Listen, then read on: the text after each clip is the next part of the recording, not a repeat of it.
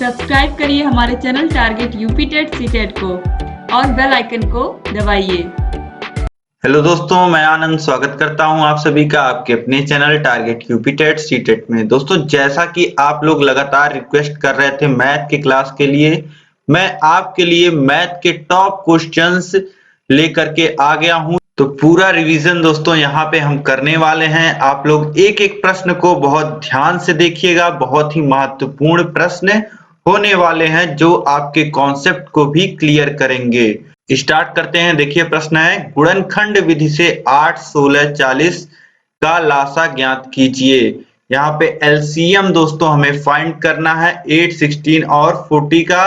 अब इसमें गुणनखंड विधि में हम क्या करते हैं दोस्तों, जिन भी संख्याओं का हमें एलसीएम निकालना होता है उन संख्याओं को हम लोग अभाज्य संख्याओं के गुणनखंड के रूप में लिख लेते हैं। जैसे कि 8 को हमने लिखा है 2 गुणे 2 गुणे 2।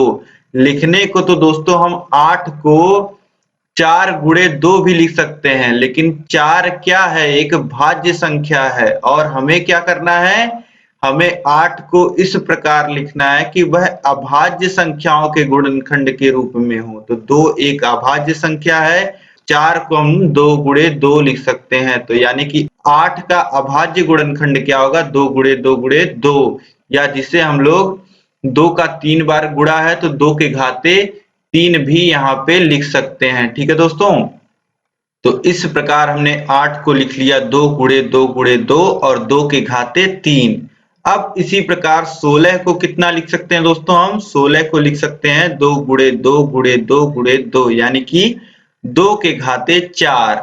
अब 40 का अभाज्य गुणनखंड कितना होगा, तो 2 गुणे 2 गुणे 2 गुणे 5, यानी कि इसे हम कितना लिख सकते हैं, 2 के घाते 3 और गुणे 5। अब जिन साथियों को यह गुणनखंड लिखने में परेशानी आए वे क्या कर सकते हैं उनको मैं बता देता हूं। जैसे 40 का गुणनखंड अगर आपको लिखना है, आपको नहीं समझ में आ रहा है, तो आप क्या करिए, 40 को 2 से भाग दीजिए तो देखिए कितना आएगा, 20 आएगा। अब देखिए फिर से 2 से कट रहा है तो फिर से 2 से भाग दे दीजिए, कितना आएगा, 10 आएगा।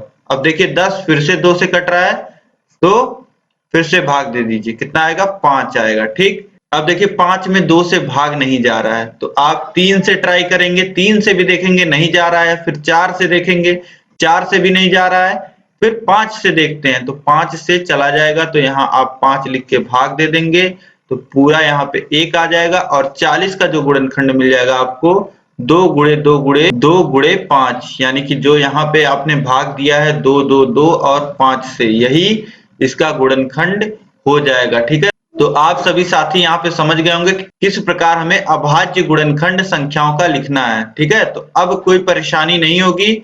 अगर आपको गुणनखंड विधि से लासा निकालने को बोलता है तो आप बहुत ही आसानी से सभी संख्याओं का गुणनखंड लिख लेंगे। अब इसके बाद क्या करना है, इसके बाद देखना है आपको जो भी अभाज्य गुणनखंड आपको यहाँ पे प्राप्त हुआ है, जो भी संख्याएं यहाँ घात के रूप में प्राप्त हुई हैं, उनमें कौन कौन संख्याएं आ रही हैं। तो यहाँ पे 2 आ रहा है और एक संख्या 5 आ रही है। ठीक है, तो अब आपको 2 और 5 की सबसे बड़ी घात देखनी है। सभी में आप देखेंगे 2 की सबसे बड़ी घात क्या है, तो यहाँ पे देखिए 2 के घाते 3 है, यहाँ पे 2 के घाते 4 है और यहाँ पे भी 2 के घाते 3 है। तो 2 की सबसे बड़ी घात क्या है, 2 के घाते 4। तो 2 और 5 की सबसे बड़ी घात हम लोग लिखेंगे तो 2 की सबसे बड़ी घात 2 के घाते 4 और 5 एक ही जगह है और इसकी घात 1 है तो 5 लिख लेंगे। ठीक, अब लासा जब लिखेंगे तो जो संख्याएं सबसे बड़ी जो घात हमें मिली है संख्याओं की, अब यहाँ पे मान लेते कहीं पे 7 भी आ रहा होता तो हम 7 की भी घात देखते और सबसे बड़ी घात देखते और यहाँ पे लिखते। ठीक है, तो अब हम लोग 2 के घाते 4 और 5 का आपस में गुणा कर लेंगे तो 2 के घाते 4 गुणे 5 कितना आ जाएगा, 2 के घाते 4 16 होता है और 16 25 कितना होता है, 80। तो यहाँ पे आपको एलसीएम मिल जाएगा 80। ठीक, तो इस प्रकार आप गुणनखंड विधि से बहुत ही आसानी से लासा ज्ञात कर सकते हैं। अब अगला प्रश्न देखते हैं। देखिए x के घाते 4 धन 3x स्क्वायर धन x में x का भाग देने पर भागफल होगा। अब यहाँ पे दोस्तों यह व्यंजक आपको दिया गया है और इसमें x का भाग देने पे भागफल कितना प्राप्त होगा, यही पूछ रहा है। तो यहाँ पे हम लोग किस प्रकार लिख लेंगे, व्यंजक लिख लेंगे और उसमें x का भाग दिखा देंगे। ठीक, अब देखिए आप व्यंजक में ऊपर हर जगह x आ रहा है, ठीक है, तो x हम कॉमन ले सकते हैं। तो x हमने सभी में से हम x बाहर निकाल लेंगे, तो x के पावर 4 है, x के घाते 4 है, इसमें से x हम निकाल लेंगे तो कितना बचेगा दोस्तों, x के घाते 3 बच जाएगा। ठीक, तो ब्रैकेट में हम लोग लिखेंगे x के घाते 3 धन 3x स्क्वायर। अब यहाँ पे x स्क्वायर है तो x निकाल लेंगे तो कितना बचेगा, x के घाते 1 यानी कि x, यानी कि धन 3x धन, अब यहाँ पे केवल x है, x को निकाल लेंगे तो कितना बच जाएगा 1 यानी कि धन 1। अब बटे भाग में x है, तो अब आप देख रहे हैं ऊपर x का गुणा हो रहा है और नीचे x है भाग में, तो ये दोनों आपस में कट जाएंगे और आपको दोस्तों भागफल कितना मिल जाएगा, x के घाते 3 धन 3x धन 1, यही भागफल हो जाएगा। यही आपसे पूछ रहा था यहाँ पे। ठीक है, अब देखिए अगला प्रश्न है 8 तथा ऋण 4 का गुणात्मक प्रतिलोम ज्ञात कीजिए। तो दोस्तों हर एक संख्या का अलग अलग गुणात्मक प्रतिलोम ज्ञात करना होता है। आप कंफ्यूज मत होइएगा, दो संख्याएं एक जगह लिख देगा तो आप कंफ्यूज नहीं होना है आपको। 8 तथा ऋण 4 का, 8 का आप गुणात्मक प्रतिलोम ज्ञात कर लीजिए और ऋण 4 का गुणात्मक प्रतिलोम ज्ञात कर लीजिए। तो देखिए 8 का गुणात्मक प्रतिलोम हम लोग मान लेते हैं x है, और गुणात्मक प्रतिलोम की दोस्तों हमें परिभाषा पता है कि किसी भी संख्या को उसके गुणात्मक प्रतिलोम में गुणा करने पर मान कितना प्राप्त होता है, गुणनफल कितना प्राप्त होता है, 1। तो अब 8 का अगर हमने गुणात्मक प्रतिलोम x माना है तो 8 गुणे x कितना होगा, इन दोनों का गुणनफल 1 के बराबर होगा। ठीक, तो अब देखिए 8 गुणे x बराबर 1 हो गया, तो x बराबर अगर आप केवल लिखना चाहें तो ये जो गुणे में 8 है यह बराबर के इधर आप भेजेंगे तो यह 1 के बटे में आ जाएगा, यहाँ गुणे में है, बराबर के इधर आएगा तो भाग में हो जाएगा, यानी कि x बराबर आप कितना लिख सकते हैं, 1/8।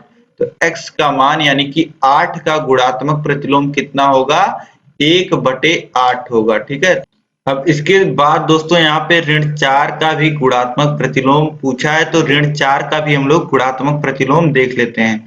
यहाँ पे दोस्तों हम मान लेते हैं कि ऋण 4 का गुणात्मक प्रतिलोम x है, तो आपको परिभाषा के हिसाब से आप क्या लिख सकते हैं, जो संख्या है और उसका जो गुणात्मक प्रतिलोम है दोनों का गुणा किसके बराबर होगा, 1 के बराबर होगा। ऋण 4 गुणे x बराबर होगा 1 के, और x बराबर लिख सकते हैं 1/ऋण 4, या इसे लिख सकते हैं ऋण 1/4। ठीक है, तो ऋण 4 का गुणात्मक प्रतिलोम कितना हो जाएगा दोस्तों, ऋण 1/4। ठीक, ऋणात्मक संख्या का भी गुणात्मक प्रतिलोम आप निकाल सकते हैं। अब इसके बाद देखिए अगला प्रश्न है 5/6 भागा 3/8 को हल कीजिए। अब यहाँ पे क्या हो रहा है दोस्तों, 5/6 एक परिमेय संख्या है जिसमें भाग जा रहा है 3/8 दूसरी परिमेय संख्या का। ठीक है, तो देखिए 5/6 भागा 3/8 इस प्रकार हम लिख लेंगे। अब दोस्तों चिन्ह परिवर्तित हो जाता है अगर बाद वाली जो परिमेय संख्या जिससे हम लोग भाग दे रहे हैं उसके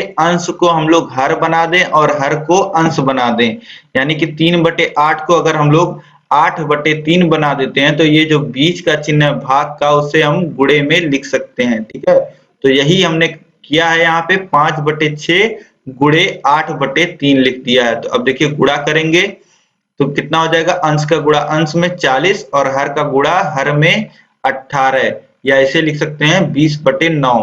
ठीक, इस प्रकार दोस्तों अगर आपको ध्यान रहता परीक्षा में तो आप इस प्रकार कर सकते हैं, नहीं तो आप क्या कर सकते हैं, 5/6 भागा है 3/8। ठीक, अब 3/8 में 8 हर में है तो जो हर है उसका गुणा अंश में होगा यहाँ ऊपर। ठीक है, और यहाँ पे जो अंश है इसका गुणा हर में होगा। ठीक, तो इस प्रकार इसको कितना लिख सकते हैं, 5 गुणे 8/6 गुणे 3, इस प्रकार भी हम लिख सकते हैं। ठीक है, और इसको भी आप सॉल्व करेंगे तो 20/9 आपको प्राप्त हो जाएगा। ठीक है, तो वही बात है, किसी भी एक तरीके से आप सॉल्व कर लीजिएगा परीक्षा में। ठीक है, और हो सकता हो ऐसा प्रश्न आपसे बहुविकल्पी में पूछे तो आप ऑप्शन आप देख के ही दोस्तों बता सकते हैं कि कौन सा ऑप्शन सही होगा। अब इसके बाद देखते हैं हम लोग अगला प्रश्न।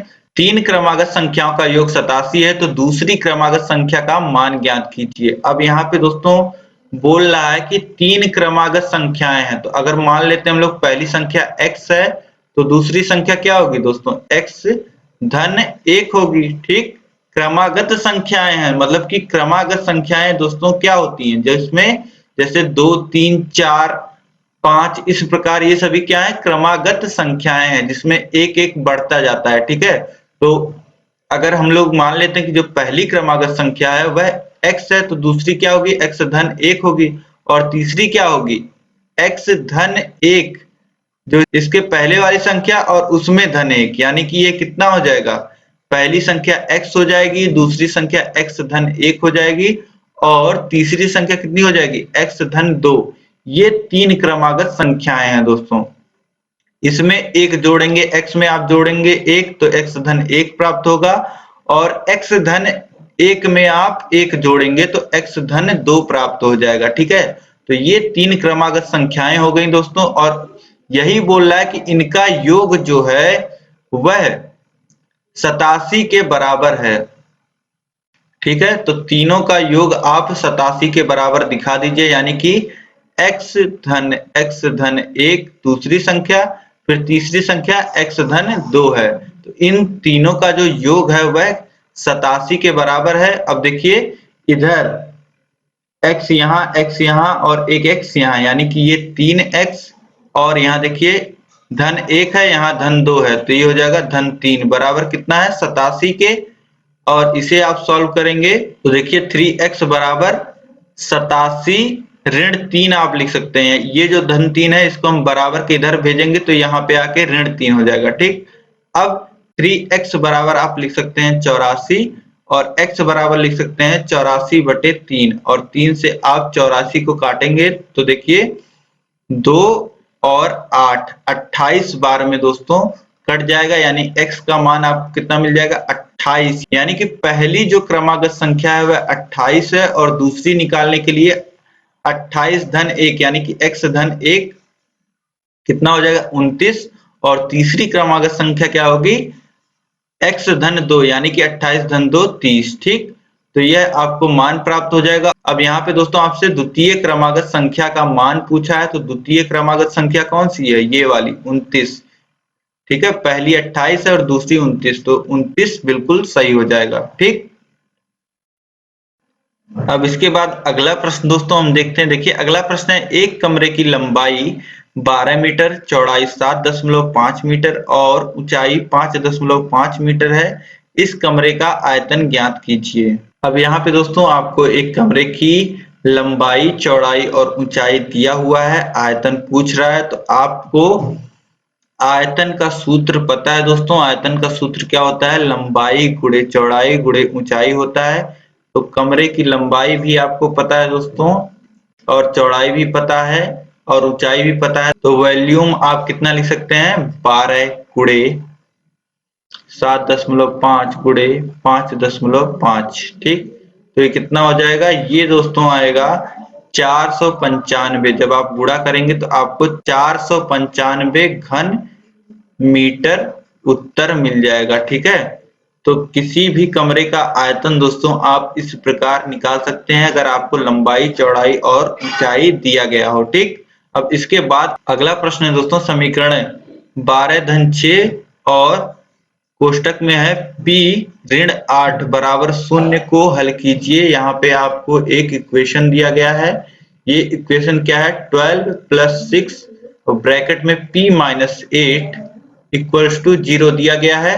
अब इसी को सॉल्व करने को बोल रहा है दोस्तों। तो जहां पे आप इक्वेशन में x देखते होंगे वहां पे यही p आ गया है। ठीक है, तो जैसे आप x का मान निकालते हैं समीकरण को हल करके, वैसे यहाँ पे p का मान आपको निकालना है। ठीक है, तो हम लोग देखिए समीकरण को हल कर लेते हैं।